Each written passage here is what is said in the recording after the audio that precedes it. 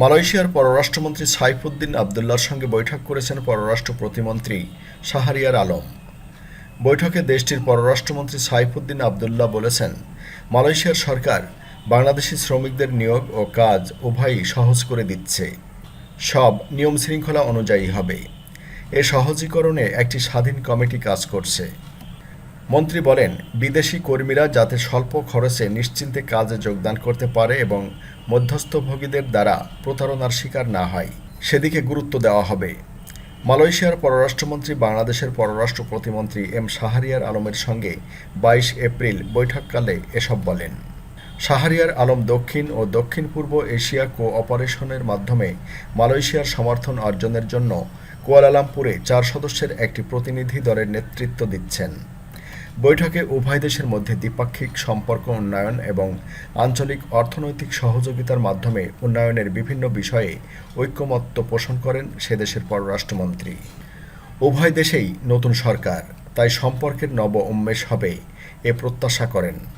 মালয়েশিয়ার পররাষ্ট্রমন্ত্রীর সঙ্গে বৈঠককালে শাহরিয়ার আলম মালয়েশিয়ায় বাংলাদেশের অনেকের কর্মসংস্থান হয়েছে এবং হচ্ছে একথা উল্লেখ করেন। এজন্য মালয়েশিয়া সরকারের প্রতি ধন্যবাদ ও কৃতজ্ঞতা জানান তিনি। মালয়েশিয়া বাংলাদেশকে সোর্স কান্ট্রি উল্লেখ করে শ্রম নিয়োজন শুরু করেছে।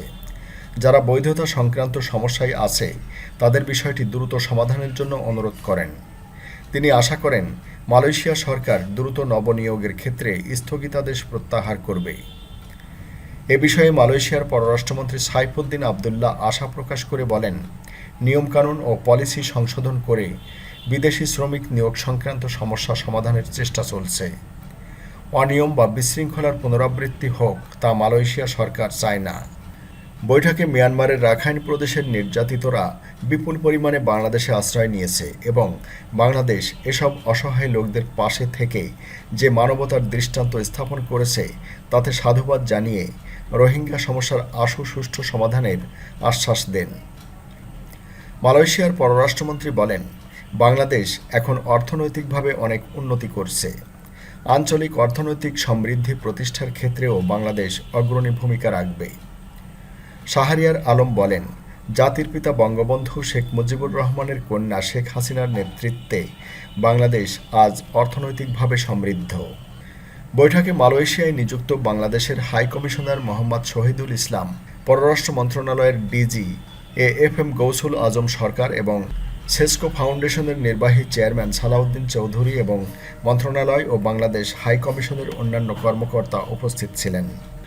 শাহরিয়ার আলম আরও বলেন, এটি একটি বেসরকারি খাত এবং ট্র্যাক ২ লেভেল ফোরাম এই অঞ্চলের ৫টি ওআইসি দেশ বাংলাদেশ, ব্রুনাই, ইন্দোনেশিয়া, মালয়েশিয়া এবং মালদ্বীপ আঞ্চলিক অর্থনৈতিক প্রগতিকে এগিয়ে নেওয়ার লক্ষ্যে কাজ করছে। সদস্য দেশ ও তাদের আশপাশের দেশগুলোর অর্থনৈতিক সহযোগিতার এজেন্ডা নিয়ে বিশ্ব ইসলামী অর্থনৈতিক ফোরাম মডেলে কাজ করবে। ইতোমধ্যে বাংলাদেশ উদ্যোগ গ্রহণ করেছে এবং জনসাধারণ ও বেসরকারি স্টেকহোল্ডারদের সঙ্গে কাজ করছে। বিদেশি মন্ত্রীদের প্রত্যাশিত অংশগ্রহণের সঙ্গে সঙ্গে ২০১৯ সালের জুনের শেষ দিকে ঢাকায় সিএইচও এর উদ্বোধনী সম্মেলনের আয়োজন করার জন্য প্রস্তুত। মালয়েশিয়ায় পররাষ্ট্র প্রতিমন্ত্রী বাংলাদেশ ও মালয়েশিয়ার মধ্যকার দ্বিপাক্ষিক বাণিজ্য ও বিনিয়োগ বিষয়ে আলোচনা করেন। তিনি বলেন, মালয়েশিয়ার সঙ্গে বাংলাদেশের বাণিজ্য গ্যাপ অনেক বেশি, যা মালয়েশিয়ার অনুকূলে। বাংলাদেশি বেশি পণ্যের প্রবেশাধিকার দিলে এই বৈষম্য কমে যাবে। তিনি আশা করেন, মালয়েশিয়া সরকার বাণিজ্য ভারসাম্য রক্ষার পদক্ষেপ নেবেন। মালয়েশিয়ার ব্যবসায়ী এবং বাণিজ্য ও বিনিয়োগ কর্তৃপক্ষ এবং চেম্বারের সঙ্গে পৃথক বৈঠক করেছেন। রোহিঙ্গা বিষয়ক আলোচনায় মালয়েশিয়া আসিয়ান দেশগুলোর মধ্যে অন্যতম প্রধান হওয়ায় বেশ গুরুত্বপূর্ণ ভূমিকা রাখছে। রোহিঙ্গা সমস্যা নিরসনে মালয়েশিয়া সরকার গুরুত্বের সঙ্গে কাজ করছে বলে পররাষ্ট্রমন্ত্রী জানান। ২৩ এপ্রিল পররাষ্ট্র প্রতিমন্ত্রী জালান সুলতান ইয়াহিয়া পেত্রাস্তো সেন্সারি ভবন এবং আমপাংস্থ পাসপোর্ট সার্ভিস কেন্দ্র ঘুরে ফিরে দেখেন এবং সেবা প্রত্যাশীদের সঙ্গে কথা বলেন। তিনি কর্মকর্তাদের উদ্দেশ্যে বলেন, প্রবাসীদের সুন্দর সেবা নিশ্চিত করতে হবে। অপপ্রচার বা অন্য কোনোভাবে দেশের ভাবমূর্তি ক্ষুণ্ণ না হয় সেদিকে নজর রাখতে হবে।